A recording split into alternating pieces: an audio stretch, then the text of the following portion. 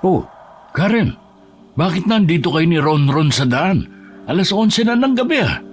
Pinalayas kasi kami ni Aling Rosa dahil nagalit siya sa akin. Ha? Bakit naman? Di sana pinagpabukas na lang niya ang pagpapaalis sa inyo. Pambihira naman oh. Pinagseselosan niya ako. Sinabi pa niyang nilalandi ko raw ang asawa niyang si Mang Mario. Pero hindi yun totoo. Nagtatrabaho lang ako ng maayos. Sadyang mabait lang talaga si Mang Mario sa amin ni Ronron. Ay, itong si Aling Rosa talaga oh. Matanda na kasi, kaya madalas nang galit. Baka naman may alam kang pwede kong mapasukan oh. Kahit kasambahay o anumang trabaho. Kailangan ko talaga ngayon eh. Hindi rin niya ako pinasahod ng 1 buwan eh. 50 lang ang pera ko rito. Sumama na muna kayo sa tinutuluyan ko. Mamaya mapano pa kayo rito sa daan. Salamat Nolan ah. Sandali, kakargahin ko lang tong si Ronron. Mahimbing nang nakatulog eh. Naawa si Nolan sa mag-ina, kaya isinama niya sa kanyang tinutuluyan ng mga ito. Simula nang magbuntis ay iniwan na si Karen ang kinakasama, kaya't mag-isa niyang itinaguyod ang anak nitong si Ronron na kasalukuyang 5 taong gulang. Mabait, masipag, at mapagmahal na ina si Karen sa kanyang anak. Medyo mahina ang pandinig ng bata, kaya't minsan lamang din nakakapagsalita. Naging tagaluto at serbidora siya ng karinderya. Kaya't nakilala niya ang kaidarang binatang si Nolan na madalas kumakain sa karinderya, sapagkat malapit lamang doon ang ginagawang gusali at nagtatrabaho ito doon bilang mason. Sige, dito na kayo sa kama. May ekstrang kumot ako sa cabinet, kukunin ko lang ha. Nako, sa lapag na lang kami ni Nolan. Kahit saan naman, pwede kaming matulog eh. Diyan na kayong dalawa. Ako na lang ang matutulog doon sa silyang kawayan. Sanay naman ako kahit saan eh. Maraming salamat sa iyo Nolan ah.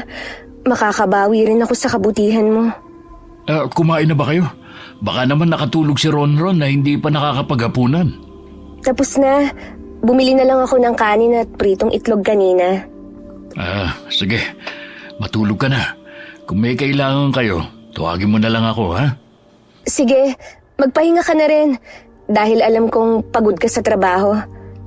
Kinabukasan, maagang nagising ang binata at agad na nagluto ng almusala. Nagkataon na day off niya ng araw na yon. Nagising si Karen nang marinig ang mga kalabog sa kusina, kaya't dahan-dahan itong lumabas ng kwarto at tumungo roon. Nolan, tutulungan na kita riyan. Sana ginising mo na ako para ako na ang nakapagsaing. Pasensya ka na. Napahimbing ang tulog ko eh. Ayos lang. 6:30 pa lang naman. Matulog ka na ulit. Maaga pa. Nasanay na kasi akong magising na maaga eh. Day off ko pala ngayon. Muntik ko na makalimutan. Tulungan na lang kita sa pagluluto. Kumuha ka na lang ng plato. Maya-maya luto na tong sinaing, pati tong ginisang sardinas. Pasensya na kayo ha. Ito na muna ang agahan natin. Hindi kasi ako nakapamalengke. Ako nga ang dapat na mahiya sa'yo eh. Kapag nakahanap na ako ng trabaho, aalis din naman kami kaagad ni Ronron. Wala lang talaga akong alam na mapupuntahan sa ngayon. Huwag mo nang isipin yan. Maluwag naman tong tinutuluyan ko eh. Isa pa, libre naman to dahil ako mismo ang gumawa ng kubong to. Kaibigan ko yung may-ari ng lupa kaya walang problema. Manirahan daw ako rito hanggat wala pang bumibili ng lupa. Mabuti naman kung ganun. Ang ganda nga ng lugar na to eh. Malapit na sa balon kaya wala ka ng problema sa tubig. Oo nga eh. Gusto mo bang ipagtimpla na kita ng kape? Ay, ako na Nolan. Nakakahiya naman. O siya, gisingin mo na si Ronron para sabay-sabay na tayo makapag-almusal. Pangiting tinatanong ng binata si Karen habang papasok ng kwarto. Matagal na siyang may lihim na pagtingin sa babae. Ngunit nahihiya siyang aminin ang tunay niyang nararamdaman. Dahil natatakot siya na hindi siya pansinin ito matapos niyang umamin. May mga nakarelasyon din si Nolan. Ngunit iniwan din siya ng mga ito nang sabihin niya na baog siya at kahit kailan ay hindi siya magkakaroon ng anak. Oh, Ronron, mukhang maganda tulog mo ah. Sige na, umupo ka na at kumain. May mainit na tsokolate dito, oh. Pinagtimpla na kita. Nag-abala ka pa talaga. Ako na sana ang gumawa niyan. Minsan lang naman eh. Sige na, kumain na kayo. May pritong itlog pa rito at kamatis, oh. Paborito ko kasi itong ginisang sardinas eh. Kahit ano lang naman ang kinakain nitong si Ronron, hindi ito mapili.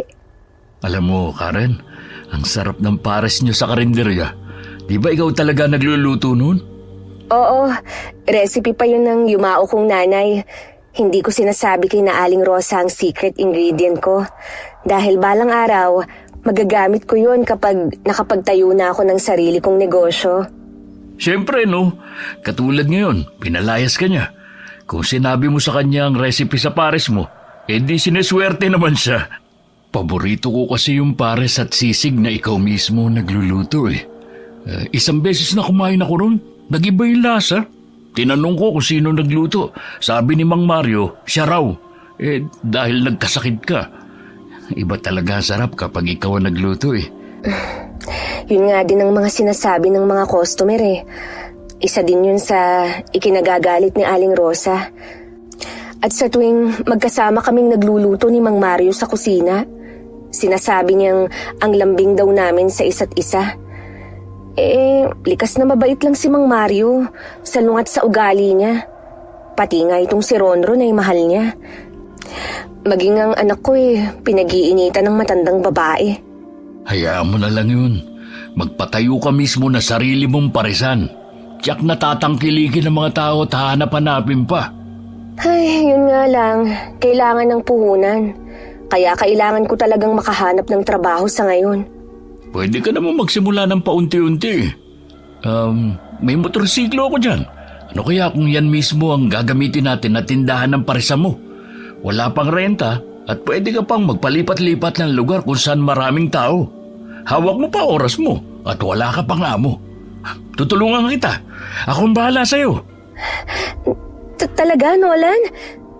Nako, maraming salamat Hulog ka talaga ng langit sa amin ni Ronron. Naku, kapalit lang yun ng libreng sabaw na binibigay mo sa akin.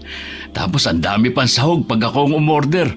Hindi naman ako papayag na hindi ko na matitikman ang luto mo, no? At saka, nakatenga lang dyan yung motorsiklo ko. Kaya pwede nating gamitin pang negosyo. At saka isa pa, nakakapagod din magtrabaho sa construction. Sobrang sakit na ng katawan ko. Ito na siguro ang senyales kapag tumatanda na. Magte-38 na ako sa susunod na buwan eh. Sige ba, kahit araw-araw pa kitang ipagluluto. Masaya silang nag-uusap habang nag-aalmusal. Mababanaag rin ang tuwa sa mukha ng batang si Ronron dahil tila ba'y nagkaroon ito ng ama sa pamamagitan ni Nolan.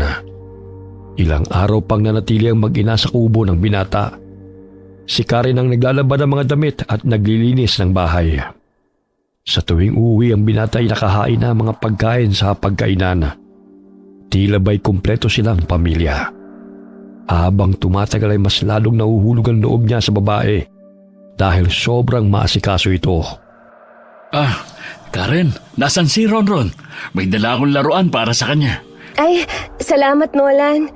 Nandun siya sa kwarto. Tinuturuan ko kasi siyang magsulat ng pangalan niya. Para sa susunod na pasukan, marunong na siya. Handa na pala ang hapunan mo. Tsaka yung mga damit mo, tinupi ko na. Naku, hindi mo naman kailangang gawin yan eh. Huwag mo na masyadong paguri ng sarili mo dito sa bahay.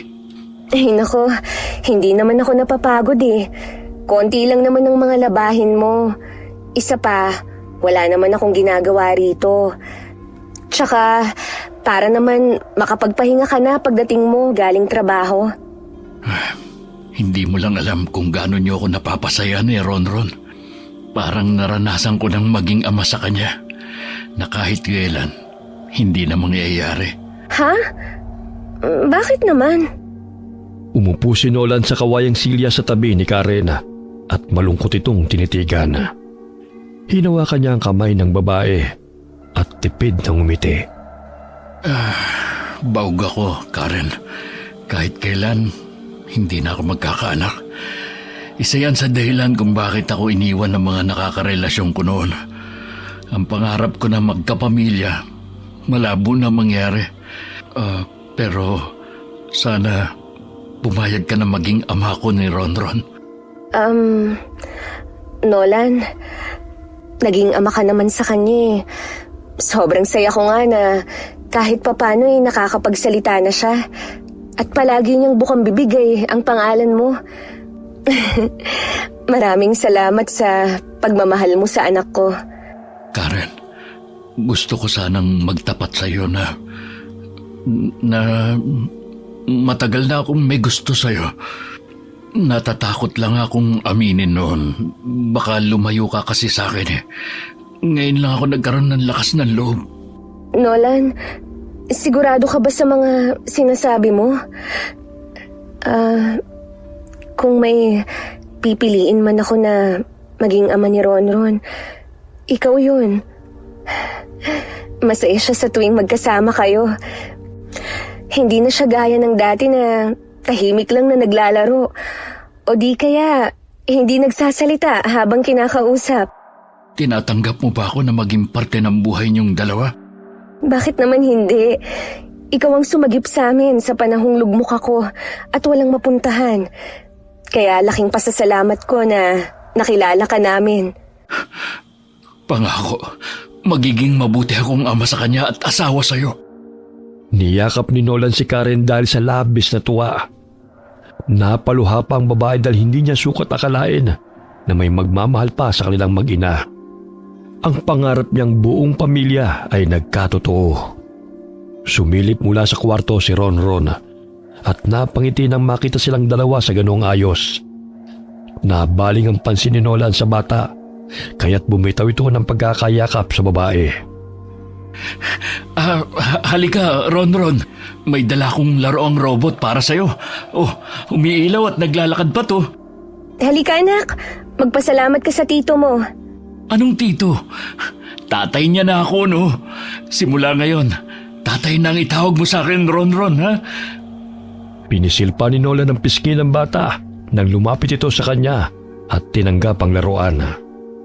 Nagpakarga pa ito at hinalik-halikan siya nito sa pisngi at niyakap bilang pasasalamat. Abay, pinaliguan mo na ako ng halika. O, di ba? Ang ganda. Nak, doon mo na lang laruin yan sa kwarto, ha?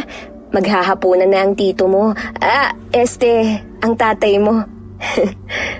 Iba talaga ang pakiramdam kapag may nag-aalaga. Ang tagal kong pinangarap na magkaroon ng sariling pamilya at natupad na ngayon. Kahit sino naman ay pinapangarap ang buong pamilya eh. Kaso nga lang, hindi lahat ay nabibiyayaan ng ganun. Kaya nga lahat ay gagawin ko para mapasaya kayo ni Ronron. Hindi man siya nanggaling sa akin, pero magiging mabuti akong ama para sa kanya. Hindi ako magsasawang pasalamatan ka, Nolan, sa lahat ng pagmamahal mo sa amin. Siya nga pala, bukas ipapakumpuni ko na yung motorsiklo para gawing food cart. Nang sa ganon, makapagsimula na tayo. Isa pa, malapit na rin matapos yung building na ginagawa namin.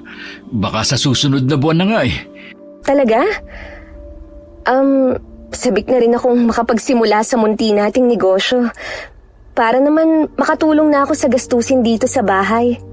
Huwag mo nang problemahin yan. Ako nang bahala dyan. Oh, eto nga pala ang pera. Bukas, mamalengke ka. Bumili kayo ng bagong damit ni Ronron. Napansin ko kasi na luma na yung mga sinusuot nyo eh. Naku, ang laking halaga naman ito. Ayos pa naman ang sinusuot ko eh. Si Ronron na lang ang bibilhan ko. Hindi pwede. Bumili ka ng damit para naman presentable kang tignan kapag nagsimula ng parisan. Muling niyakap ni Karen si Nolan dahil sa kasiyahan. Kinabukasan ay magkasamang namalengke ang mag-ina. Samantalang ipinayos ng binata ang motorsiklo sa kanyang kakilala. Makalipas ang 2 linggo, ay hinitid na ng kakilala ni Nolan ang motorsiklo na ginawang food cart. Ganun na lamang ang tuwa ni Karen nang makita yun. Oh, ayan na. Pwede na tayong magsimula ng parisan. May lagayan na malaking kaldero tsaka gas stove sa baba. Ang galing talaga ni Enteng gumawa nito. Paano yan? Hindi ako marunong magmaneho ng motorsiklo. Problema ba yun? Siyempre sasamahan ko kayo ni Ronron. Pwede na akong makapagsimula bukas. May natira pa naman sa perang ibinigay mo sa akin eh. May konting naipon pa naman ako para sa puhunan mo. Kompleto na ba mga gagamitin mo para bukas? Oo, nakabili na ako ng mangkok at kutsara. Handa na ako. Pinilahan ng pares na binibenta ni Karen. Pumwesto sila sa tapat ng gusali kung saan maraming nagtatrabaho. Malapit din yun sa paaralan, kaya't 6:00 pa lamang ng hapon ay ubus na kaagad ang kanilang paninda. Ay, kinulang pa ang malaking kaldero ng pares. Ang dami pang naghahanap. Sabi ko na sa'yo ang sarap kasi ng pares at sisig na luto mo kumpara sa ibang nagtitinda. Bukod pa doon, mura at may libre pang sabaw. Bukas, dadagdagan ko siguro ang sisig. Kasi kinulang din eh. Ikaw ang bahala, mahal. Maski ako kahit araw-araw hindi mauumay sa pagkain yan. Naging kilala ang paresan ni Nolan at Karen. Kaya't hindi malayong may mga taong naiinggit at gusto silang paalisin sa pwesto kung saan sila namamalagi. Isa na roon si Aling Rosa. Kahit medyo malayo ang kanyang restaurant, ay sinugod niya si Karen at binuliyawan na. Aling Rosa, mawalang galang na po sa inyo. Hindi naman po tama na pahiyain mo si Karen sa maraming tao. Isa pa, may karapatan ng mga customer kung saan sila bibili. Kaya huwag mong isisi kay Karen na wala ka ng customer dahil sadyang masarap naman talaga siyang magluto. Nolan, huwag mo na siyang patulan. May high blood pa naman yan. Baka mapano pa siya at tayo pa ang sisihin pag may nangyari sa kanya. Hindi pwedeng binabastos ka lang niya ng ganyan. Pinalayas ka na nga niya, hindi pa nakontento at pahihiyain ka pa. Anong gusto niya? Huwag ka magtrabaho? Aalis na nga siya eh. Kaya huwag mo nang pansinin. Kuyom ang kamao ni Nolan dahil sa pagpipigil ng kanyang galit. Hinawakan siya sa braso ni Karen upang pakalmahin. Dahil hindi niya kayang makitang binabastos sa harap niya ang babaeng mahal niya. Maging ang mga customer ay natakot sa matandang babae. Kaya ang iba'y nagsialisan sa pila. Sa ugali niyan yan, sino pa ang bibili sa kanya? Kapag siya nagbibigay ng ulam, parang ayaw pa maglagay na sahog at puro sabaw na lang. Tsaka wala na rin silang tagaluto. Ikaw lang siguro nakatiis sa kanya noon. Sa sobrang strikta niya, walang tumatagal sa kanila. 4 na katulong nang dumaan sa kanya bago ako. Bukod sa pagluluto, pinapahugas pa niya ng mga plato. Tapos siya tatanggap lang ng pera? Kaya nga minsan, si Mang Mario na lang ang naghuhugas ng pinggan dahil naaawa sa akin noon. Pero ikinagagalit yun ni Aling Rosa. Pailing-iling na lamang ang binata habang tinatanong palayo ang matandang babae. Umatok ang negosyo nilang dalawa. Bagaman hindi lamang si Aling Rosa ang naiinggit sa kanila, kundi maging ang ibang tindera sa mga karinderya. Kinausap ang mga ito ng ginang upang palisin sina Karen at Nolan sa baryong yon. Habang nagmamaneho ng food cart, ay hinarangan sila ng mga tindera at binuliyawan. At binalaan na kung hindi sila aalis ay sisirain nila ang parisan sapagkat hindi naman sila taga roon at nakikipagkompetensya pa sa kanilang negosyo. Upang hindi na lumaki ang gulo dahil nagkakasakitan na rin sila, napagpasya ni Nolan na umuwi na lamang sa kanilang baryo at doon ipagpatuloy ang pagtitinda. Malayo pa lamang isinalubong na sila ni Aling Malia, nanay ng binata. Anak, bakit hindi ka tumawag? Nauuwi ka na pala. Oh, sino naman tong mga kasama mo? Nay, si Karen po kasintahan ko. At si Ronron naman po ang anak namin. Anak, paano? Di ba baog ka at hindi na magkakaanak kahit kailan? Isang malaking himala naman ang nangyari. Sa bahay na lang tayo mag-usap, Nay. Ang layo pa ng binyahe namin Tapos sakay lang na motorsiklong to. Siya, pumasok na kayo sa bahay. Ineng, pagpasensyahan mo na ang bahay namin ha. Hindi pa ako nakapagligpit dahil pumunta pa ako sa bahay ng aking kumare upang dalhin ang talbos ng kamote na tinitinda ko. Abay, ano naman ang pangalan ng gwapong batang ito, ha? Siya po si Ronron. Huwag na kayong mahiya sa akin, ha? Ituring mo na akong nanay. Ang mahal ng aking anak ay mahal ko rin. Iho, tapos na ba ang trabaho ninyo sa bayan? Bakit umuwi ka na? Opo, Nay. Mag-iisang buwan na po. Kaya nga ho, nagnegosyo na lang kami ng parisan. Kaso nga lang, pinaalis kami ron ng mga tindera. Perwisyo lang daw kami sa negosyo nila. Ay, nako! Bakit naman kayo pinaalis? Siguro naiinggit lang ang mga yun sa inyo. Ano nga ba ang pares na yan? Ulam po yun. Matitikman nyo rin ang luto ni Karen at tiyak na magugustuhan nyo. Tsaka dito na lang kami magninegosyo. Wala pa naman nagbebenta ng pares dito eh. Sige. Kayo ang bahala. O siya, ihahanda ko na muna ang kwartong tutulugan ninyo. Sandali lang ha, at lalagyan ko ng bagong kurtina na itinago ko pa sa aparador. Si Nanay talaga oh. Kapag may bisita lang inilalabas ang mga magagandang gamit. Syempre naman. Para naman hindi nakakahiya. Inilibot ni Karen ang kanyang paningin sa loob ng bahay. Marami siyang nakikita mga bote ng langis at halamang gamot na nakapatong sa mesa. Napansin din ni Nolan na tila natakot ang mga ito sa kanyang ina, kaya't kinausap na lamang niya ang mag-ina. Huwag kayong matakot kay Nanay. Ganyan lang talaga itsura niya. Kasi hindi siya nagpapagupit mula pa nung bata ako. Isa kasi siyang manggagamot, pero mabait niyang si Nanay. Ganun ba? Hindi naman ako takot sa kanya eh. Nanibago lang siguro. Mapagmahal sa bata yung si Nanay. Kaya nang malaman niyang hindi ako magkakaanak, yun, nalungkot talaga siya. Dahil hindi ko siya mabibigyan ng apo. Eh di sa mga kapatid mo. Namatay ang bunsong kapatid kong si Ninita nung 16 na taong gulang siya. Dahil sa malubhang sakit. 2 lang naman kami. Ay, ganun ba? Buti nga nandyan na si Ronron eh. Jack, magkakasundo sila ni Nanay. Ilang sandali lumabas ang silid si Aling Malia tumungo sa sala. Kinuha rin niya ang mga magagandang pinggan at baso sa aparador na kahit kailan ay hindi pa nagagamit. Itong pinggan at baso ang gamitin ninyo ha. Bigay pa ito sa akin noong kaibigan ko sa bayan. Kahit kailan hindi ko pa talaga ito nagagamit. Naglabasan na mga magagandang gamit mo, Naya. Syempre naman. Hindi pwedeng marumi at sira ang gamitin ninyo. Minsan lang kayo umuwi rito eh. Bakit nagtatago yung batang yan sa pintuan? Huwag kang matakot sa akin, Apo. Dahil hindi naman kita sasaktan eh. Sadyang hindi lang talaga kagandahan itong lola mo. Pagpasensyahan niyo na po si Ronron. Ganyan lang talaga siya sa bagong kakilala niya. Pero kapag nasanay ay makulit din po siya. Ay, sandali lang at magluluto muna ako ng hapunan natin. May bangus akong ibinigay ni Marsing kanina, kapalit ng mga talbos ng kamote. Tutulungan ko na po kayo. Sige, Iha. Mabuti naman at nagustuhan mo itong anak ko. Sana naman wag mo nang hiwalayan ha.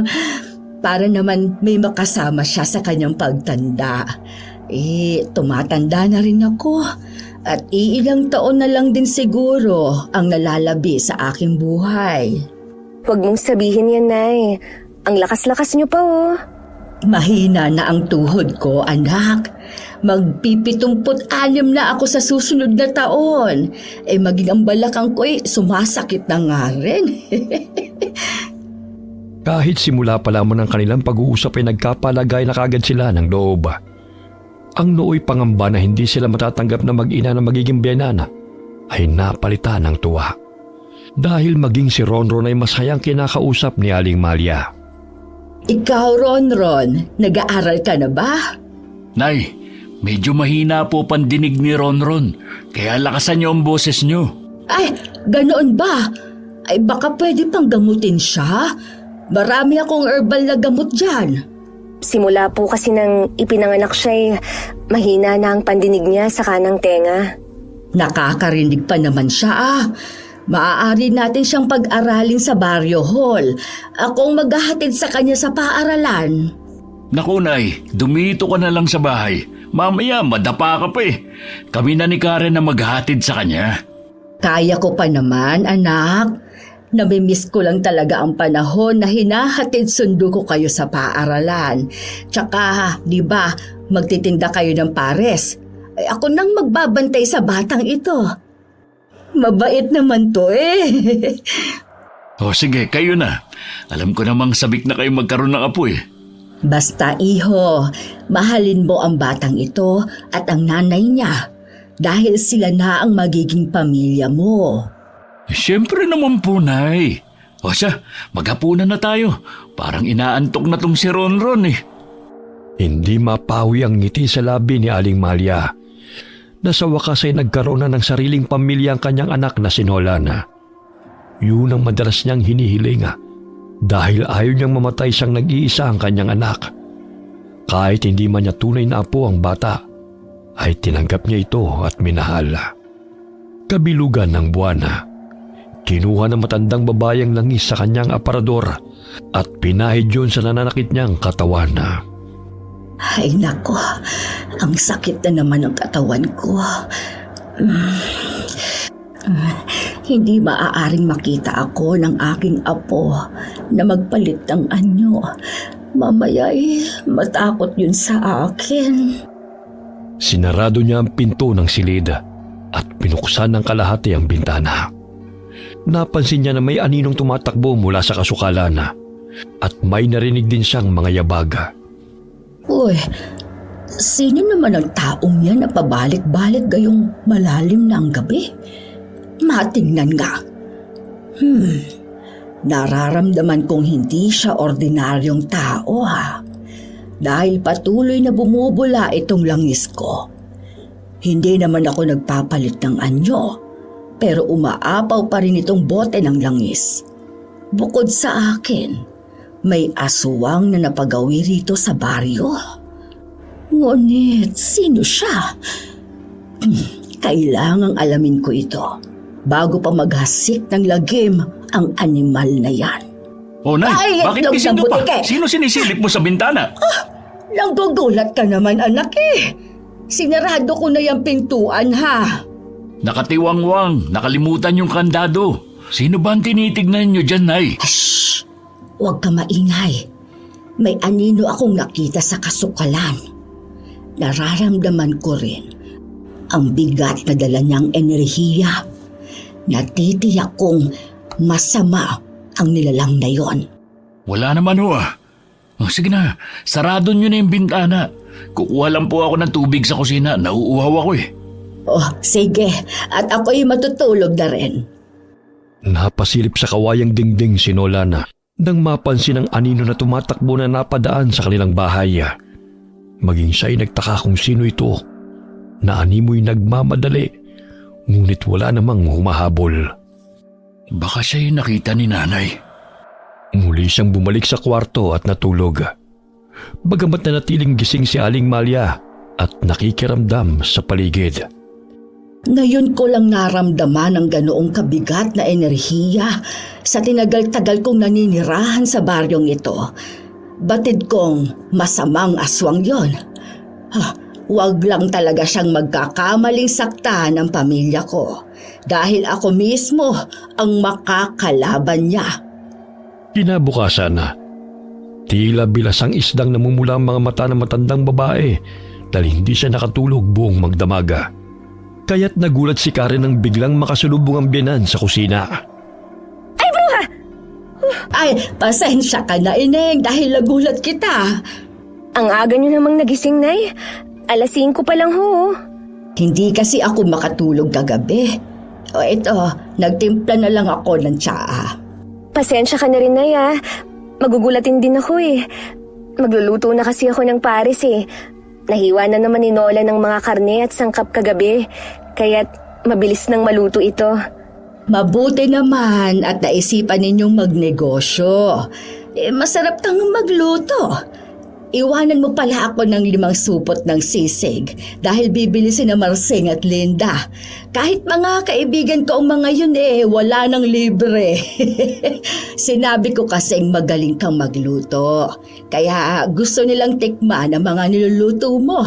Tsaka kinausap ko na rin ang guro sa Barrio Hall kahapon. pwede na raw pumasok si Ronron sa kinder. Nay, maraming salamat po sa pagtanggap niyo sa amin ng anak ko, ha. Walang ano man yon. Nagpapasalamat nga ako na binigyan mo ng pagkakataon si Nolan na maging isang ama. Alam mo bang baog yang anak ko, Ineng? Sinabi po niya yun sa akin. Pero naging mabuti po siyang ama kay Ronron. May mga nakikilala naman ako na may maraming anak. Ngunit hindi nagagampanan ang responsibilidad. Ayun, naglalasing. Mas inuuna pa ang alak kaysa ipambili ng pagkain. Maswerte ka sa anak ko dahil wala yang bisyo. Oo nga po, Nay. Maswerte din po kami sa inyo dahil mabait po kayo. Hindi naman masyado, Ineng. Natatawa pa nitong hampas sa braso ni Karen. Napalakas yun dahilan ng muntik ng matumbang manugang sa silyang kinauupuan nito. Ang lakas mo pa rin talaga, Nay. Ay nako, nangihina na nga Mahina pa pala yan, Nay. Ano pa kaya kung malakas kayo?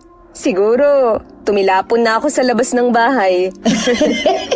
Palabiro ka rin, bata ka. Oh, gising na pala kayo. Mahal, bakit hindi mo ako ginising para natulungan kita? Ay, naisalang ko na sa apoy ang kaldero. Nag-uusap lang naman kami ni Nanay dito Mabuti naman at magkasundo kayo. Mabait namang bata itong si Karen Hindi katulad nung huling babaeng dinala mo rito, ang suplada. Narinig ko pang nilalait niya ako. Kung hindi lang talaga ako nagpigil, binatukan ko na yun Akala mo kung sino maganda. Makinis lang ang mukha pero mukha namang kabayo. Nay naman. Totoo naman Mabuti nga at hindi siya ang nakatuluyan mo. Dahil kung siya, ewan ko lang kung saan siya pupulutin. Maging si Karen ay natatawa sa seryosong mukha ng biyenan habang nagkukwento. Maya-maya'y tumatawa rin ito kapag may naalalang nakakatawa. Agad na binigyan ni Karen ng biyenan nang maluto na ang pares. O, Nay, tikman mo itong luto ko. Mainit pa kaya dahan-dahan lang sa pagkain, ha? Amoy pa lang mukhang masarap na. Ay! Ang init! Napaso tuloy ang dila ko. Ihipan mo muna, Nay. Kagagaling lang sa apoy Marami pa rito, Ay, ang sarap nga anak. Hindi talaga nagkamali si Nolan sa'yo. Ang sisig, huwag mong kakalimutan dahil dadalhan ko si Marsing. Nako, tataba ako dito sa sarap ng luto mo, Karen. 3 mangkok ang naubos ni Aling Malia, kaya't tagaktak ang kanyang pawis. Malakas siyang dumighay dahil sa kabusugan. Oh, Nay, bakit parang hindi ka na makakilos dyan? Totoo ngang masarap magluto itong si Karen Akalain mo 3 mangkok ang naubos ko. Nay, marami pa rito, Baka gusto niyo pa. Ay, hindi na. Mamaya na lang ulit. Baka sumabog na itong tiyan ko. Ibenta nyo na lang yan. Tirahan nyo na lang kami ng uulamin mamaya ni Ronron bago kayo umalis. May sisig na po akong itinabi para sa inyong dalawa. Maagang umalis sina Nolan at Karen upang magtinda ng pare sa kanilang lugar at karatig baryo. Naiwan si Ronron sa pangangalaga ni Aling Malia. Matapos na mga paglinis ng katawan at kumain ng bata, ay magkasamang nagtungo ang maglola sa baryo hall upang mag-enroll sa kinder. Habang lumalakad ay napansin ni Aling Malia ang nag-uumpukang mga tao, kaya nakiusyoso na rin siya. Anong nangyayari? Bakit nagkukumpulan kayo rito? Ang aga-aga nagchichismisan na kayo. May natagpo ang bangkay malapit sa palayan. Totoo bang wala kang alam tungkol dito? Magtatanong ba ako kung alam ko? Ay, ang hina mo naman. Tsaka, bakit ganyan ka kung makatingin sa akin? Hoy, noong kabataan ko'y maganda naman ako, Kaya huwag mong husgahan ang itsura ko ngayon, Di naman kita hinuhusgahan, Pero alam mo, Lola, simula nang dumating yung anak at manugang mo rito, may natatagpuan ng patay sa baryong ito. Hindi kaya may kinalaman sila sa mga nagaganap na patayan? Hoy, ikaw lalaki ka ha. Magdahan-dahan ka sa pananalita mo. Lalo na wala kang pruweba. Isa pa, hindi mamamatay tao ang anak at manugang ko. Baka gusto mong putulin ko yung matabil mong dila. Ay, ang tapang mo naman, Lola. Hindi kaya sinasahog nila sa kanilang para sa laman ng tao? Hoy, magdahan-dahan ka ha sa pamimintang. Walang preno yung bibig mo, baka ipakulong kita. Tsaka, ilayo mo ang bunganga mo sa akin. Mas amoy emburnal ka pa kesa sa akin, no? Kung makapamintang ka, ha? Akala mo hindi ko alam na isa ka sa inggitero dito sa baryo. Makapanira ka lang ng kapwa na nagpupursige sa buhay Kung ano-ano nang pinaparatang mo na, wala ka naman pruweba. Tumawa ang barberong si Bena at matalim na tinitigan ng matanda. At nabaling din ang tingin ito sa batang si Ronron bago ito tumalikod. Dahil sa inis sa matandang babae, ay binatukan niya ang lalaki gamit ang tungkod nito. Aray! Ano ba yan? Hindi lang yan ang aabutin mo sa akin kung patuloy mong sisiraan ang aking anak at manugang. Dayo ka lang din naman sa lugar na ito. Ay baka gusto mong palayasin kita rito. Di mo magagawa yan. Dahil taga rito ang asawa kong si Loling. Halika na nga, Ronron. Bastos sa taong yan. Ewan ko ba kung ano ang nagustuhan ni Loling sa kanya. Ang laki ng tiyan at ang baho-baho pa ng bunganga. Hoy, tanda! Ano ang sinabi mo? Ang sabi ko, paangit ka na nga, chismoso at bintangero ka pa. Bago lisanin ni na Aling Mali ang naturang lugar, ay lumingon siya sa barberong si Bena. Tila ba'y nakaramdam siya ng hindi may paliwanag na enerhiya na nagmumula sa katawan ng lalaki. Madalas niyang nakikita ito, ngunit unang beses silang nagkaharap. Ang alam ng karamihan ay isa siyang manggagamot, ngunit lingid sa kaalaman ng mga ito ay isa rin siyang aswang. Bagamat marunong siyang kumontrol ng pagkaaswang niya at hindi ito nambibiktima ng tao. Samantala, tinangkilik ng mga taong lutong pares ni Nolan at Karen. Ngunit hindi maiwasan na may tao na gustong magpabagsak sa kanila at hindi nasisiyahan sa tagumpay ng iba. Nay, usap-usapan ngayon sa baryo ang natagpo ang bangkay sa palayan kanina. Ay, sino kaya may kagagawan nun? Yan ang hindi ko nasisigurado. Pero sa palagay ko hindi hayop ang may kagagawan nun, kundi isang masamang aswang. Aswang? Sa panahon ngayon, meron pa ba nun? Tumanda na ako pero hindi pa ako nakakita ng aswang Ay, wag mo nang pangarapin yan, anak. Maiba nga pala ako. Nakapag-usap na kami ng magiging guro ni Ronron.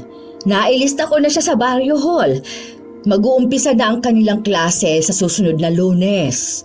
Salamat po, Nay, dahil tinuring mo ng tunay na apo si Ronron. Hindi mahirap mahalin si Ronron, anak. Malambing at mabait na bata. Kahit na may pagtamakulit, normal lang naman yon sa mga bata.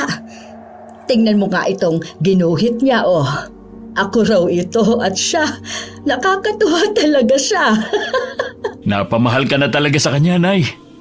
Kumusta na nga pala ang pagbebenta ninyo, anak? Eto po, kahit papano nakakabawi na. Minsan kinukulang pa yung isang kalderong malaki, lalo na kung doon kami pupunta sa bayan. Ang bilis maubos. Mabuti nga yan, anak, para naman makapag-ipon kayo. Napahinto sa pagsasalita si Aling Malia nang mabaling ang kanyang pansin sa labas ng kanilang bahay. Batid niyang may taong nakamasid sa kanila na nagkukubli lamang sa kadiliman. Oh, Nay, sino ba tinitignan mo dyan? Wala, anak. Isarado mo na ang mga bintana at isasara ko na rin ang pintuan. O sige, magpahinga na po kayo. Mamaya hindi na naman kayo makatulog niyan Mauna na kayo, titiklupin ko pa ito mga damit ko. Maagang natulog si Karen dahil sa matinding pagod sa pagtitinda. Lumabas ng bahay si Aling Malia upang tukuyin kung sinong taong nagmamasid sa kanila at ilang araw ng pabalik-balik doon. Alam kong ilang gabi ka nang nagmamanman, hayop ka. Ano ang kailangan mo rito? Umasok siya sa kasukalan bitbit ang tansong patalim. Isang aswang si Aling Malia. Ngunit kinamumuhian niya ang mga aswang na nambibiktima ng mga inosenteng tao. Naging maalam din siya sa panggagamot at mga pangontra sa mga aswang. Dahil sa tulong ng namayapa nitong asawa na albularyo, namuhay siya bilang normal na tao dahil sa orasyon na isinagawa sa kanya upang makontrol niya ang sarili sa pagpapalit ng anyo. Kung isa ka mang aswang, hindi ako magdadalawang isip na patayin ka kapag may masama kang gagawin sa pamilya ko.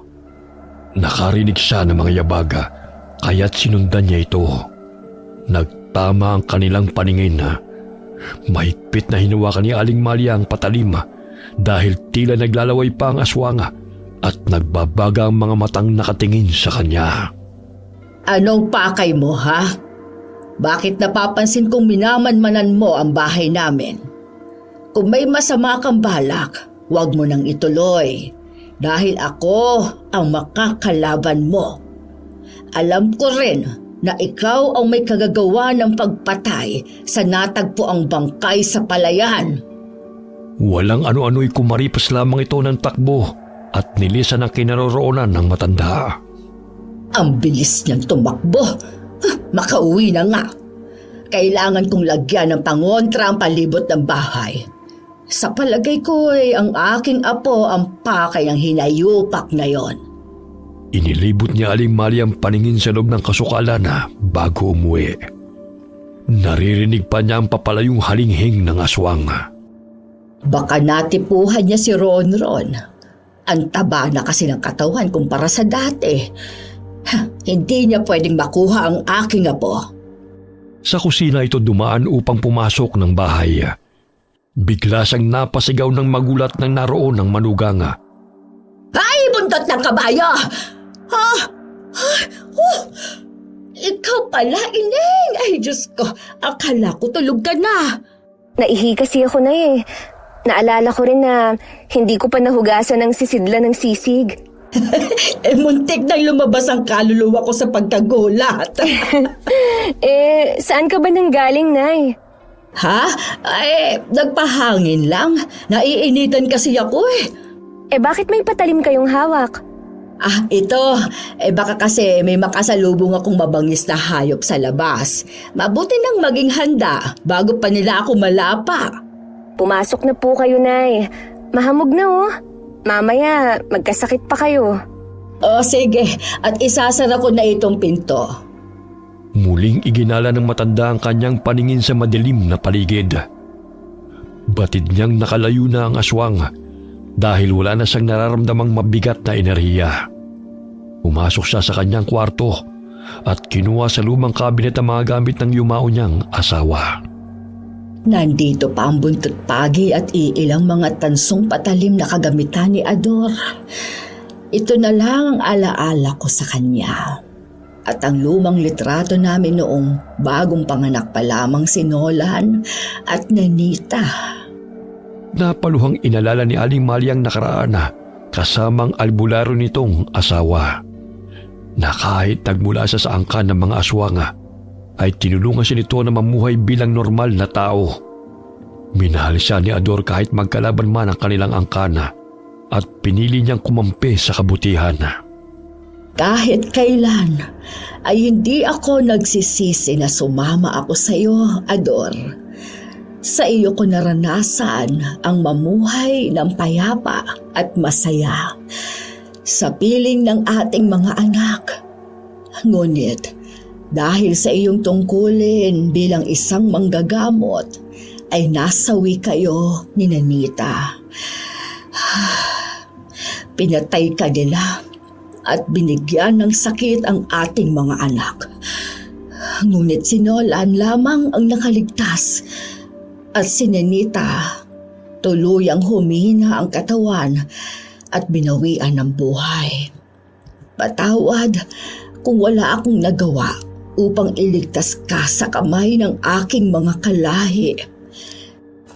Ngunit sa huling hininga mo ang pagmamahal mo sa amin ang siyang nanaig. Mailayo mo lamang kami mula sa kanila. Siguro kung hindi mo napigilan ang mga aswang na sumugod sa ate doon, maging si Nolan ay naging masamang aswang na rin ngayon.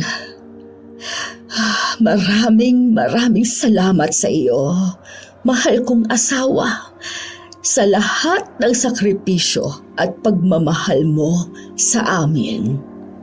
Niyakap niya ang lumang litrato nilang mag-asawa hanggang siya'y nakatulog. Kinabukasan, nagising si Aling Malia na may sumusundot-sundot sa kanyang ilong. Iminulat niya ang kanyang mga mata at napasigaw siya nang makita si Ronron na hawak na nito ang tansong balisong at itinutuon sa kanyang ilong.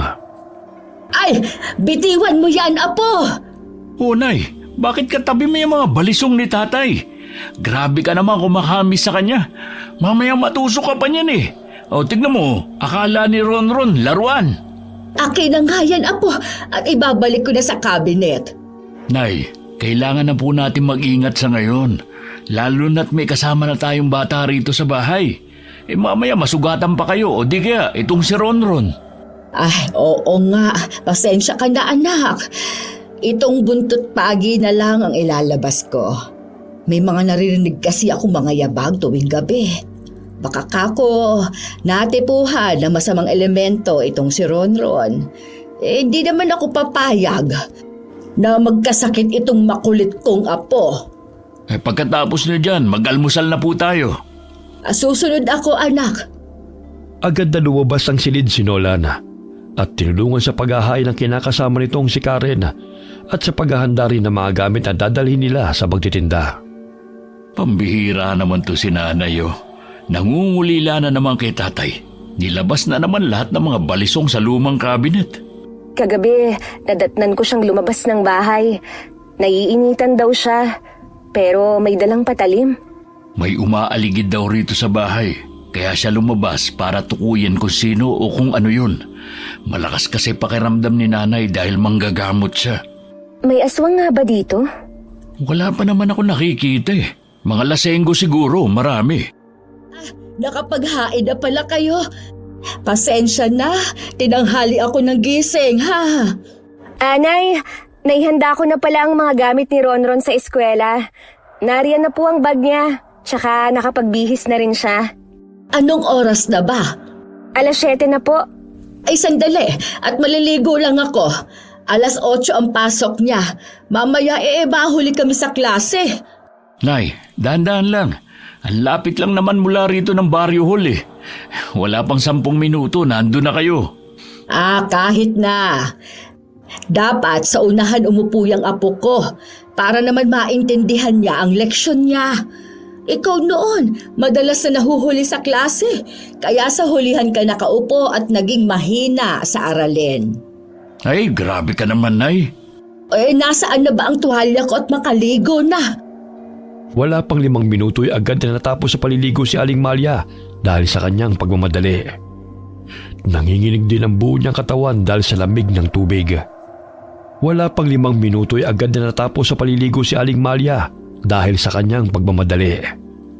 Nanginginig din ang buo niyang katawan dahil sa lamig ng tubig.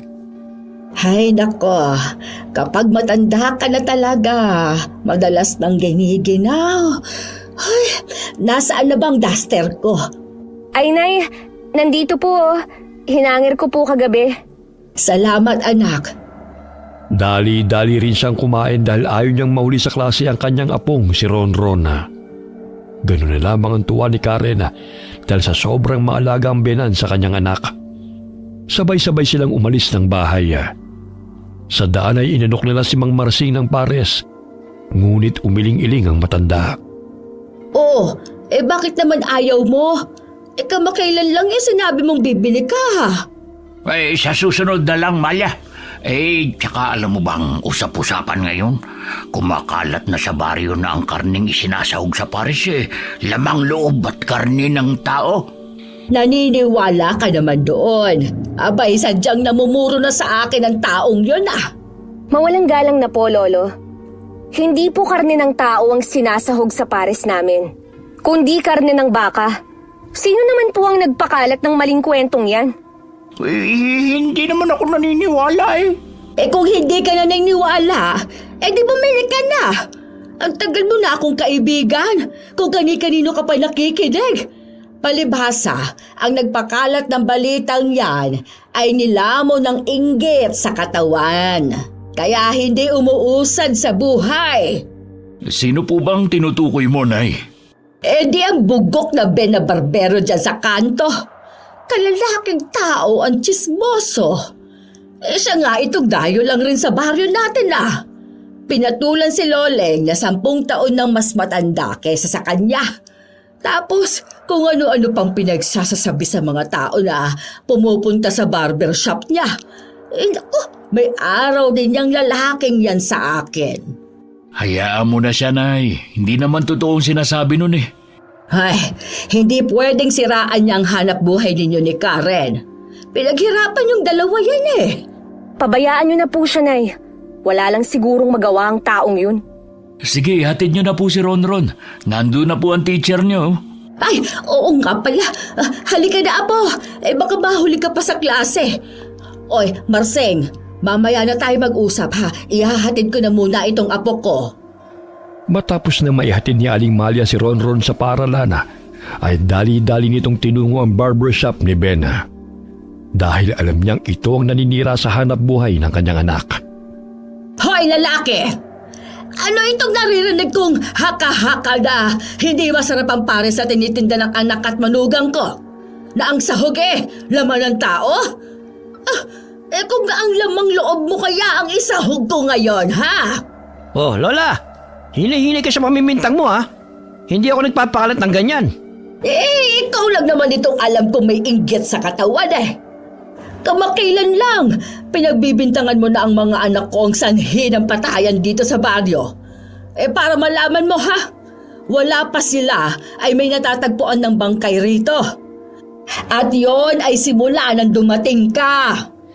Ginigigil mo talaga akong bugok ka Puputulin ko yung dila mo Kinuha ni Aling Mali ang gunting na nakalapag sa mesa at dinuro-duro yon sa bunganga ng lalaki. Bitiwan mo yan, Lola. Mamaya may saksak mo pa yun sa akin Isasaksak ko talaga to sa'yo kung hindi ka titigil sa paninira. Hanggang ngayon nasisinghot ko pang baho ng bunganga mo. Ewan ko nga ba sa mga nagpapagupit sa'yo rito kung bakit nila nakakayanan ng amoy ng hininga mo. At saka, yung si Loling, paano niya titiis ang baho ng bunganga mo kapag nakikipaghalikan sa'yo? Umalis ka na nga rito. Tignan mo, natatakot na yung mga bata sa'yo. Mga bata, magsiuwi na kayo. Huwag kayo nagpupunta rito. Dahil bukod sa tapang ng hininga ng lalaking ito, malakas ang aking pakiramdam na may gagawin siyang hindi ka nais-nais sa inyo. Ano ba yung pinagsasabi mo, tanda? Ikaw nga itong naninira ng harap-harapan Mabuti na yan, kaysa patalikod mo kami sinisiraan. Isa pa, totoo ang sinasabi ko. Dahil itsura mo pa lang, hindi na mapagkakatiwalaan. Nandidilat pa ang mga matang sambit ni Aling Malia at agad na nilisa ng barbershop. Sa kanyang paglabas, lihim niyang sinabuyan ng abo ng halamang sangkap ang palibot ng barbershop ni Ben.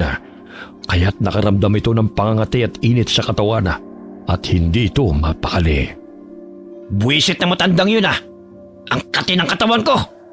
May galis pa yatang dalang buruhang yun. Hoy! Matanda lang ako, pero hindi mahina ang pandinig ko. Wala akong galis at dalang mikrobyo sa katawan. Baka ikaw! Umalis ka na nga!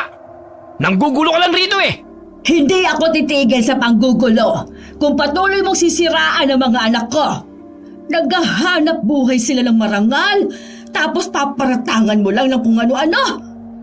Palibhasa Tsismoso ka! Sunod-sunod ang nawawalang bata sa baryo at natatagpuan sa liblib na lugar. Ang pinaghihinalaan ng mga tao si Karen na bagong salta lamang sa lugar na yun. Inuyog sila ng mga tao nang may natagpuan na namang bangkay ng bata sa talahiban. Nagkataon na papalabas na sila ni Nolan sa bahay nang harangin sila ng mga tao. Ang babae niya nang siya na rin kung bakit parami ng parami ang natatagpo ang patay dito sa ating lugar. Simula nang tumuntong siya rito, ay minalas na ang ating baryo. Wala po akong alam sa pinagsasasabi mo, Manong. Hindi ako ang pumapatay. Maniwala kayo. Maghunos dili po kayo. Huwag naman kayong mamimintang ng walang patunay. Marangal kami naghahanap buhay at wala kami sinasaktang tao. Sus, magmamaang-maangan pa kayo. Maging ang nanay mo nga ay mukhang aswang eh. Kaya hindi malayong pamilya kayo ng aswang. At ang para sa tinitinda nyo, laman ng inyong mga biktima. Anong kaguluhan ito? Natutulog pa ako ang ingay-ingay nyo. Oh, bakit kayo narito ang aga-aga? May ayuda bang paparating? Wala po, Nay, kundi problema. Anong pakay ng mga taong yan? Nay, pinagbibintangan nilang si Karen ang pumapatay ng mga nawawalang bata dito sa baryo. Hindi totoo yun. Ay sus! Hay, mga walang hiya! Lumayas nga kayo sa pababahay ko! Kung wala man lang kayong masasabing maganda. Gusto niyo yatang ako mismo tumabas sa mga laman ninyo, ha? Nagpapaniwala kayo sa barberong yan? Mas malansa pa ang bunganga niyan kaysa sa akin. Isa pang magsasalita sa inyo laban sa manugang ko. Puputulan ko talaga ng dila. Pumasok ng bahay si Aling Malia at kinuha ang balisong na nakatago sa kanyang kwarto. Nagsitakbuhan ng mga tao sa takot na mahataw ng patalim. Ano?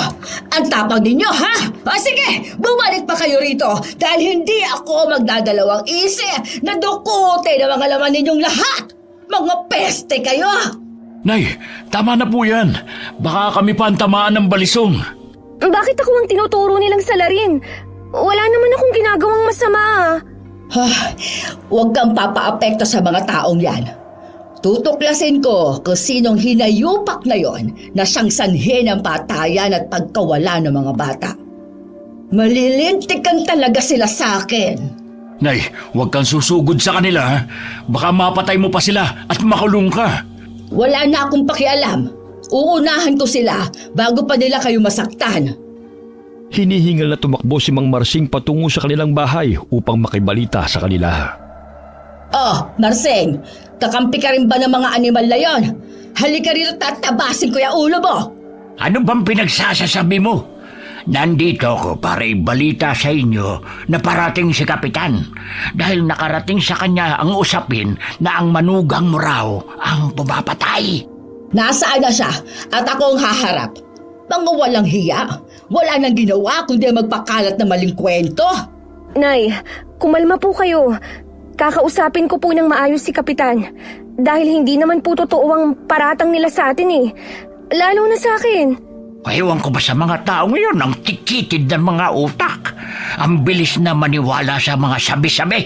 Malilintikan talaga sa akin ang barberong yon. Dahil siya ang alam kong nagpapakalat ng maling kwento. Dumating si Kapitan Dani sa bahay ni Aling Malia at kinuusap sila nito. Nanginginig ang buong katawan ng matanda dahil sa galit. Kapitan, sa tinagal-tagal kong naninirahan dito sa baryo, wala po akong ginawang masama. Maging ang anak kong si Nolan.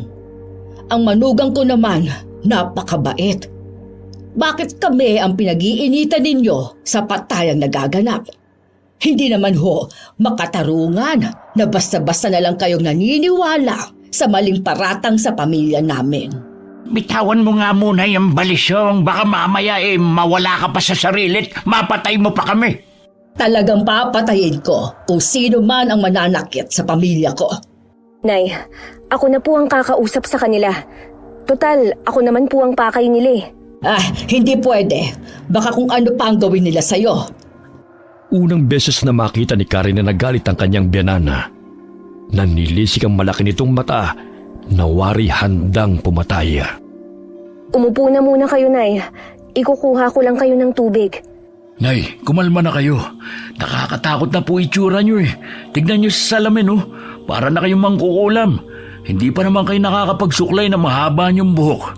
Paano ako kakalma? Gayong lahat sila ay pinagbibintangan tayo ng masama. Kaya nga kakausapin natin sila na maayos eh. Huwag high blood, Nay.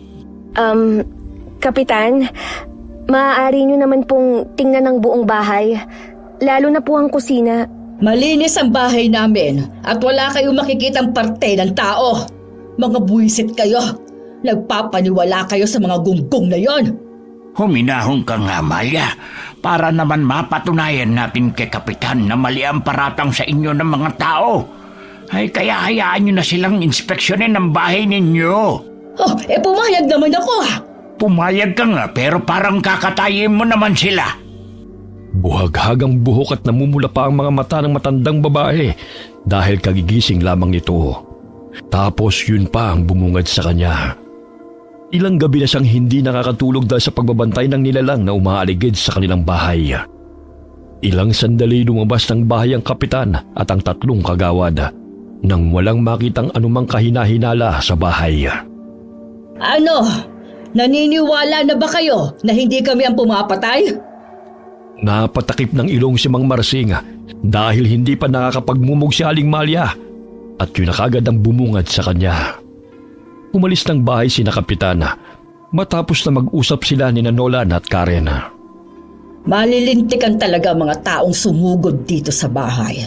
Mga walang hiya. Nay, ayos na po. Nakausap na namin si Kapitan. Humingi rin siya ng paumanhin. Ginawa lamang nila yon dahil marami nang nagsusumbong sa kanila na baka may kinalaman ako sa pagkawala ng mga bata. Wala naman tayong itinatago. Kaya bukas ang bahay upang tingnan nila. Oh, may nakita ba sila? Sinisira lang nila ang araw ko eh. Gusto nyo bang ipagtimpla ko kayo ng kape, Nay? Umiinit na ang ulo. Mainit pang ipaiinom mo sa akin. Hoy, anong gusto nyong inumin? O sige, ipagtimpla mo na lang pala ako. Ikaw, Marsing, gusto mo bang magkape? Ay, sige. Akala ko kumakampi ka na sa kanila eh. Dahil tatapusin ko na talagang pagkakaibigan natin. Napakamatampuhin mo naman. Siyempre hindi, no. Kahit ganyang kakalukalo ka, alam kong mabuti kayong tao at hindi ninyo magagawa ang paratang ng mga yun sa inyo. Mabuti at nagkalinawan tayo. Simula ng araw na yun ay naging mapagmatsyag na si Aling Malia. Lihim niyang minamanmanan ng bawat kilos ng barbero na kanyang kinamumuhian. Alam kong may lihim kang itinatagong gunggong ka. Kaya isang pagkakamali mo na inubos mo ang pasensya ko. Nakatulala ka na naman dyan, Nay. Ano ba nakikita nyo sa kape? Bakit ang talim ng pagkatitig mo sa tasa? Wala. May iniisip lang. Nay, huwag mo nang pansinin ng mga taong yun. Di sana kung tayong pumapatay na ubos na silang lahat dito sa baryo. Doon na lang po kami magtitinda sa bayan. Tsak, walang makakakilala sa amin. Ay, kahit saan talaga, hindi kami tinatantanan ng mga taong mapanira. Inagabihan mahimbing lang natutulog si Nolan. Lihim na lumabas ng bahay si Aling Malia. Bit-bit ang bag na naglalaman ng kanyang mga gamit. Ako mismo ang maghahanap sa'yo kahit saang lupalop ka man pumunta. Pasinghot-singhot pa sa naanimoy inaamoy ang daan na tinatahak. Ilang sandali tumingala sa bilog at maliwanag na buwan. Upang makontrol ang sarili sa pagiging aswang ay hinaplos niya ang langis sa buo niyang katawan upang maibsan ang pag-init ng kalamnan. Yun ang langis na may apdo ng ahas na may halong sangkap ng halamang gamot na may orasyon pa ng yumao nitong asawang manggagamot. Binigtas niya ang daan kung saan nasisingot niya ang mabahong amoy na may halin tulad sa nabubulok na karne ng hayop. Aba, malapit na kitang matuntun. Akala mo talaga, maisahan mo pa ako ha? Ipapaako mo pa sa manugang ko ang kawalang hiyaan mo? Pues, huhulihin kitang hinayupak ka. Nagkubli sa mayayabong na damuhan ng matandang babae at naninaw nitong may taong lumalakad patungo sa isang dampa. Nakahubad ito ng pang-itaas na saplot at tanging nakapantalon lamang ito ng punit-punit. Naglalangis pa ang katawan nito at nagbabaga mga mata. at nakausli pa ang matatalim na mga ngipin nito. Namumukhaan kong lalaking yan ah. Akala niya siguro'y maiisahan niya ako.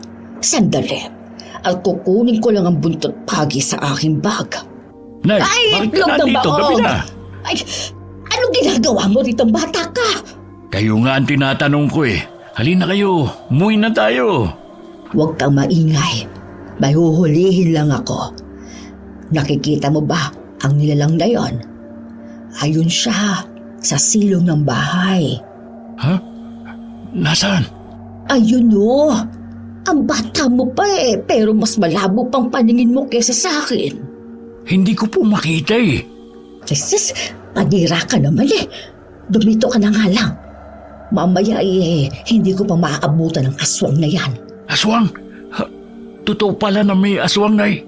Oo, kaya tumahimik ka. Mamaya marinig pa tayo at makatakas yun. Lumakad si Aling Maria upang puntahan ang aswang upang sugurin ang buntot ng page. Bagamat hindi niya napansin ang ugat ng kahoy na nakaharang sa kanyang daraanan, kaya't natisod siya at lumagapak sa damuhan. Nay! Ay naku, yan ang nga ba sinasabi ko eh. Ay, aray! Ano ba ito pumulupot sa paa ko? Eh, mabuti na lang mayabong ang mga damo na binagsakan ko. Parang hindi nasaktan si nanay ah. Ang lakas niya at bumangon na parang walang nangyari. Kailangan ko siyang sundan. Baka madapa yun ulit. Nadat na ni Aling Maria ang aswang na nakanganga sa silong. Naanimoy hinihigop ang enerhiya ng tao na nasa loob ng bahay. Nahamoy din ito ang nanghihinang may sakit dahil mabango yun sa pang-amoy nilang mga aswang. Grabe namang kalaki ang bunganga mo ha.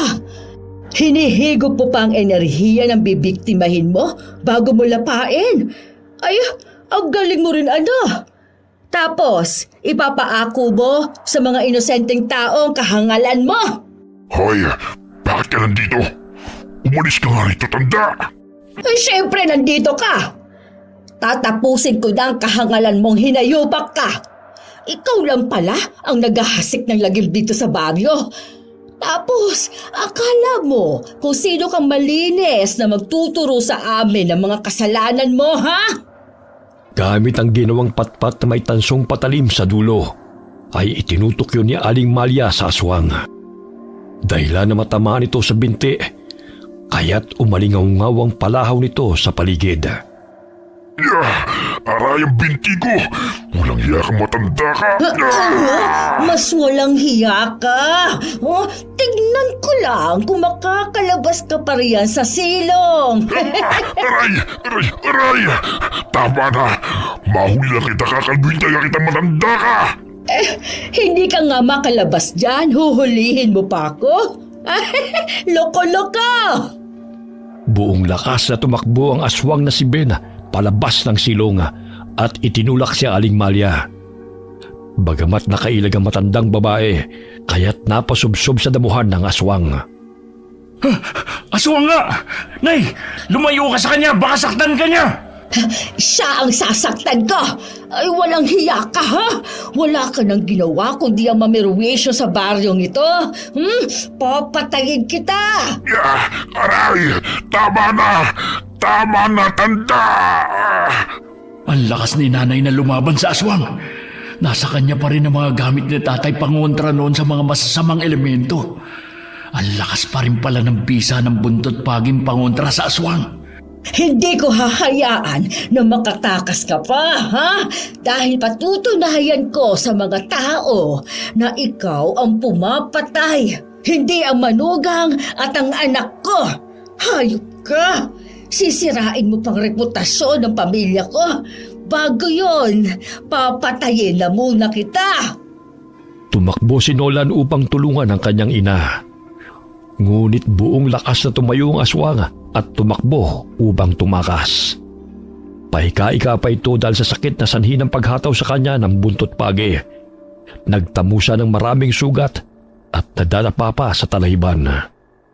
Lumabas ng kubo ang may-ari ng bahay dahil sa ingay. Nalaman ni na Aling Maria na may sakit ang anak ng magsasaka. Ay, nakatakas ng hinayupak na yon. Hindi bale, nasugatan ko naman siya. Magtutuos pa naman kaming muli. Aswang nga po yun, Nay. Akala ko sa kwento ko lang napapakinggan ng mga yan. Totoo nga sila. Ay, dako anak. Masamang aswang yon. At natatakam sa laman at dugo ng tao. May mga aswang naman na gustong mamuhay ng normal. Ganun ba, Nay? Nandito na naman ako. Gagamutin ko na muna ang bata. Umuwi ka na. Baka mapadaan pang aswang na yon sa bahay. Oh, etong patpat na may tansong patalim. Dalhin mo to. O sige po, Nay. Basta mag-ingat rin kayo rito, ha? Dali-daling umuwi ng bahay si Nolan na bit-bit ang sandatang ibinigay ng ina. Nagpaiwan sa kubo ang matandang babae at agad na ginamot ang batang may sakit at binigyan niya ito ng pangontra upang hindi na makalapit ang aswang na gustong umatake sa kanila.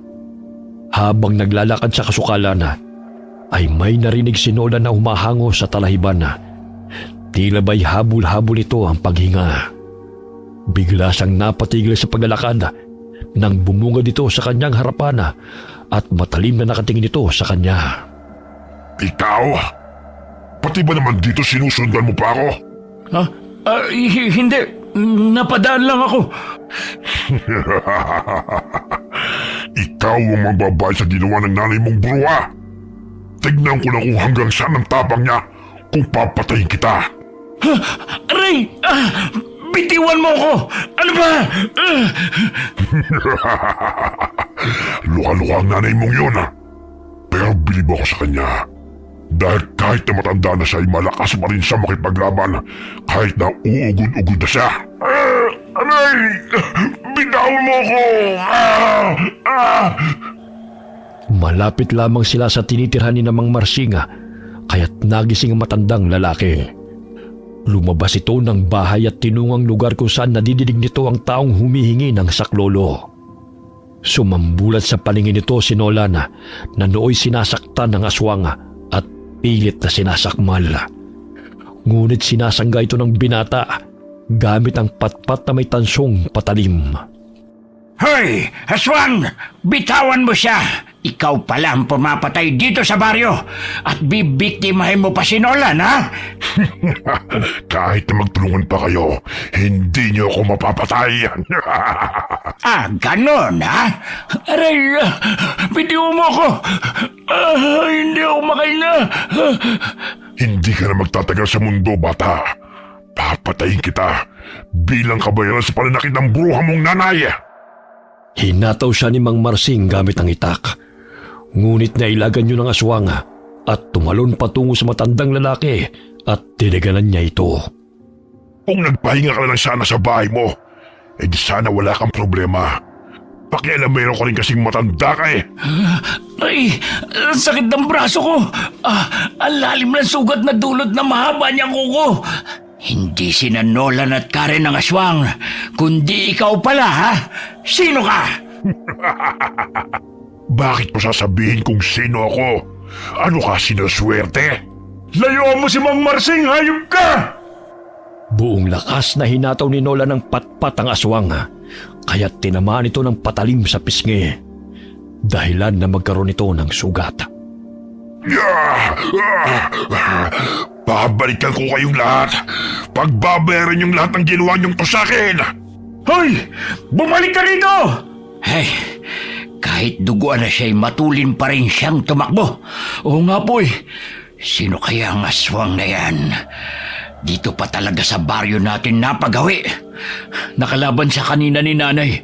Nauna akong umuwi dahil ginamot pa niya ang batang bibiktimahin sana ng aswang na yun. Uuwi na po ako, Mang Marsing. Baka puntahan niya ang aking mag-ina. Maraming salamat po sa tulong mo. Ay, sige, muwi ka na. Hindi naman papunta sa bahay niyo ang aswang na yun . Doon sa kabilang dako. Mag-iingat ka, iho. Pagdating ng bahay ay nadatnan niyang gising si Karen. Laking pagkabigla nito nang makita siyang duguan. Nolan, anong nangyari sa'yo? Saan ka ba nanggaling? Si nanay. Nakasagupa namin ang aswang na siyang nambibiktima dito sa baryo. Isang lalaking aswang at parang kilala nga ni nanay. Ay, naku naman. Nasan si nanay? Nagpaiwan pa sa bahay ng batang ginagamot niya. Muntik na makuha ng aswang. Mabuti na lang, nandun si nanay. Paano na yan? Hindi na tayo ligtas dito. Huwag kang mag-alala. Hindi yun makakasugod dito sa bahay. Manggagamot si nanay kaya marami siyang pangontra na inilalagay sa paligid. Halika na muna at gagamutin na kita. Ang lalim ng sugat mo, oh. Ang haba ng kuko ng aswang na yun. Pero nasugatan ko rin siya. Mabuti nga na itago pa ni ina yung mga tansong patalim ni tatay. Sandali at kukuha lang ako ng maligamgam na tubig. Ilang sandali bumukas ang pintuan sa kusina. Muntik nang mabuhusan ni Karen ng mainit na tubig ang biyenan. Nay naman, akala ko aswang na. Gising ka pa pala, Ineng. Ay nasaan si Nolan? Kararating lang po niya, Nay. Lilinisin ko nga po ang sugat niya eh. Oh, anak, bakit nasugatan ka? Nagpang-abot ba kayo nung hinayupak na aswang na yon? Opo, Nay. Buti nga tinulungan ako ni Mang Marsing Pero sadyang malakas talaga yung aswang na yun. Naku! Bukas na bukas, hahanapin ko siya. Hindi ko siya tatantanan hanggat hindi ko siya napapasuko. Alam mo ba kung sino siya, Nay? Nasisigurado ko na ang barberong Ben na yon ang kinakasama ni Loling. Pupuntahan ko siya bukas sa bahay nila para tuluyan na siyang mamatay. Kung ngayon na lang kaya, Nay? Dumaan na ako ron. Hindi ko naramdaman ang enerhiya niya. Matapos mong malinis siyang sugat mo, pigaan mo ng katas ng dahon ng makabuhay na halaman. Para hindi yan maimpeksyon, magpapahinga na ako. Sige po, Nay. Ako na ang bahala kay Nolan. Grabe si nanay. Parang assassin at hunter ng mga aswang. Kung umasta, kala mo bagets lang siya. Pumasok si Aling Malia sa kanyang silid at inilapag ang lumang baga. Muli nitong pinahira ng langis ang buong katawan upang mapawi ang init na nararamdaman. Kabilugan pa naman ang buwan. Kaya agresibo ang Ben na yun eh. Matagal ko nang tinalikuran ng pagiging aswang sa tulong ng mahal kong si Ador. Ngunit, hindi pa rin nawawala ang dugong aswang na nananalaytay sa katawan ko. Naroon pa rin ang hindi pangkaraniwang lakas.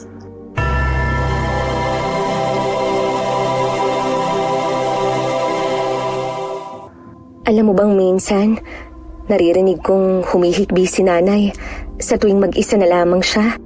Mahal na mahal kasi niya si tatay. Yung mga gamit ni tatay nandyan pa, tinatago niya. Mga lumang damit, nasa aparador niya. Matapos mapatay si tatay ng mga kaaway, sumunod naman kaming nagkasakit ni Ninita. Maswerte nga lang ako at gumaling ako Mahina ang katawan ng kapatid ko kaya namatay rin. Samantala, paika-ikang tumakbo ang aswang papasok ng gubat. Hindi ito umuwi ng bahay na kanyang tinutuluyan dahil alam nitong nakilala na siya ng matandang babae. Dinilaan niya ang mga sugat, ngunit hindi nito magawang pahilumin dahil sa tansong patalim na ginamit ng kanyang kalaban. Buwisit na matandang yon. Hindi siya pangkaraniwang manggagamot lamang dahil nararamdaman kong lakas ng isang aswang sa kanyang katawan. Pero bakit hindi man lang siya nagbabago ng anyo? May tao. Kailangan ko magtago baka makita nila ako. Kinabukasan, muling dumaan si Aling Malia sa bahay na tinutuluyan ng barberong si Ben. Ngunit sinabi ng kinakasama nitong si Loling na hindi ito nakauwi mula pa kagabi. Kaya't hindi nga nagkamali ang matanda na ang aswang ay ang lalaking yun.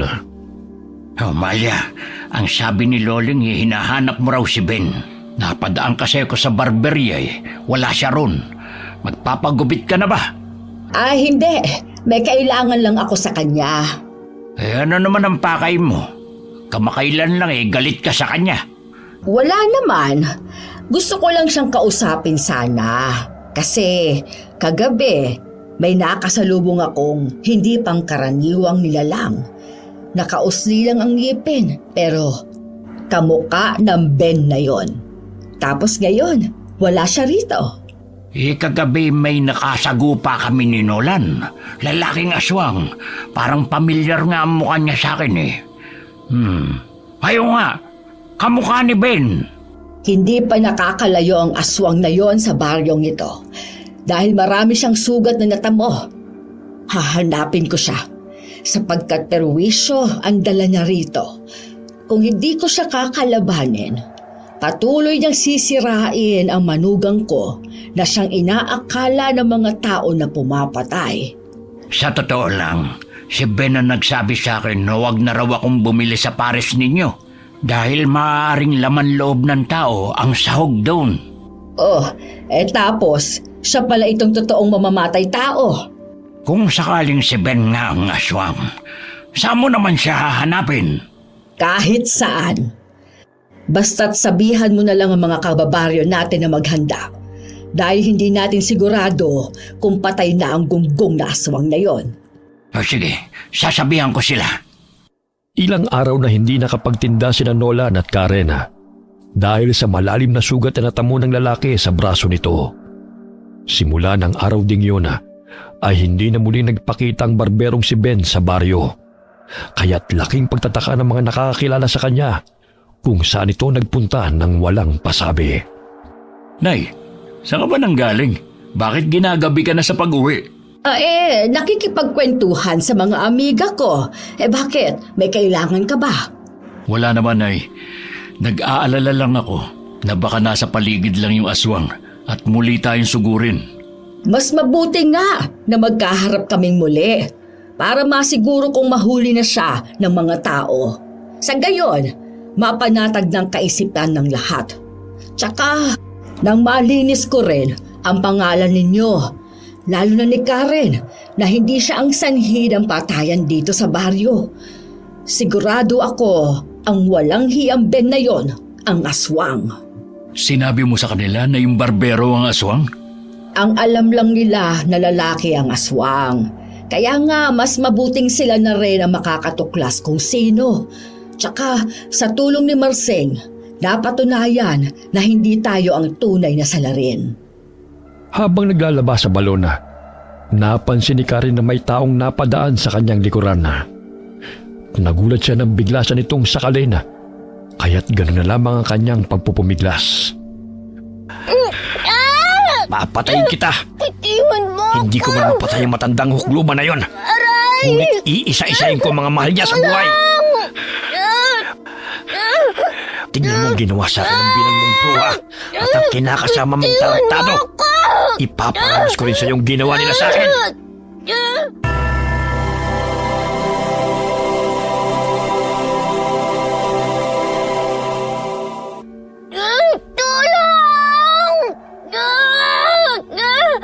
Nay, boses ni Karen yun Parang humihingi ng tulong. Ay, oo nga. Halika, puntahan natin siya. Nakasalubong nila si Ronron na nooy takot na takot. Hindi ito makapagsalita. Bagkus umiiyak lamang ito at itinuturo ang kinaroroonan ng ina. Nandilat ang mga mata ni Nolan nang makitang kinakaladkad ng lalaki si Karen. Hoy! Bitawan mo siya! Hayop ka, buhay ka pa! Apo, pumasok ka sa bahay at huwag kang lumabas, ha? Pupuntahan lang namin ang nanay mo. Sinunod ng bata ang utos ng kanyang lola. Dali-daling sinundan ng matandang babae ang kinaroroonan ng taong nananakit sa kanyang manugang. Bit-bit ang palakol at buntot ng pagi ay sinugod niya si Ben. Bitiwan mo ang manugang ko! Hindi ba't ako naman ang pakay mo? Tayo ang magtuos! Duwag! Sinira mong buhay ko. Kaya papatayin ko ang mga taong malapit sa'yo. Tignan ko lang kung hindi ka lumuhan ng dugo sa pagdadalamhati. Hoy, Gunggong! Ikaw nga itong nanira sa amin, hindi ba? Ipinagtalat mo kami ang aswang na pumapatay sa baryong ito. Yun pala, ikaw naman talaga. Ikaw rin ang dahilan kung bakit nagkakasakit ang mga kabataan dahil hinihigop mo ang enerhiya nila. Ang dami mong alam, tanda. Huwag ka mag-alala. Ibibigay ko sa iyo mamaya ang ulo ng manugang mo. Tarantado ka! Bitawan mo si Karen! Wala siyang kasalanan sa'yo! Tumutusok na ang kutsilyo sa leeg ng babae, kaya't dumadaloy na ang dugo. Nangangatog ang katawan ng babae dahil mahigpit siyang sinasabunutan ng lalaki at sinasakal gamit ang matipuno nitong braso. Bagamat hindi na malaya ni Ben na naroon sa kanyang likuran si Mang Marsing kasama ang mga anak nitong lalaki. Kaya't malakas na hinambalos ng matanda ang likod nito gamit ang sanga ng kahoy na panggatong. Aray! Mga walang hiya kayo! Sige, igapos niyo siya. Kunin niyo yung patalim sa kanyang kamay. Aray! Bitiwan niyo ako! Mga walang hiya kayo! Papatayin ko kayong lahat! Kaya pala ganun mo na lang siraan sina Nolan at Karen, ha? Ikaw lang pala ang aswang. Ang lakas pa ng loob mong kaibiganin kami at paniwalain na mabuti ang hangarin mo sa libreng gupit. Yung pala'y may kabulastugang ka palang ginagawa. Pilit nilang ginapos ang lalaki gamit ang baging. Ngunit tumilapon silang tatlo nang bigla itong nagwala. Nanilisik ang mga mata nito at tumutulo pa ang laway. Nagpapahiwatig na gutom na ito at gustong kumain ng laman at dugo. Wala akong ititira kahit isa man sa inyo. Sige, magtulungan kayo. Pero hindi niyo ako mapapatay. Kumaripas ito ng takbo at nilundagan ito ang anak na bunso ni Mang Marsing upang sakmalin. Ngunit maliksing hinampasan ni Aling Malia ng buntot ng page dahilan na napaigtad ito sa nararamdamang sakit. Wala ka talagang kadala-dala. Layuan mo ang batang yan! Pakialamera kang matanda ka. Kung hindi ako nagkakamali, isa ka ring aswang na nagtatago sa katauhan ng isang manggagamot. Maging ikaw ay may lihim na itinatago. Bakit ayaw mong sabihin sa kanila? Natatakot ka ba? Nakamuhian ka rin na katulad sa akin? Ha? Hindi ako katulad mo na halangang kaluluwa. Walang awa na basta-basta nalang pumapas lang ng mga kabataan.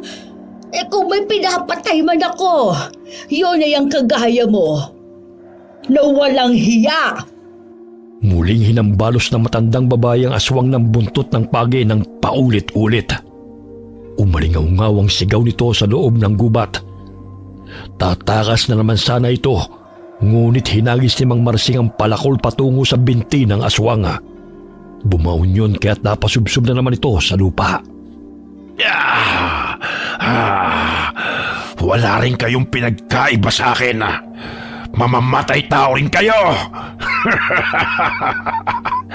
At ang matandang yan ay isa ring aswang. Kahit nasasaktan ka na, matabil pa rin ang dila mo. Hindi ka marunong humingi ng tawad.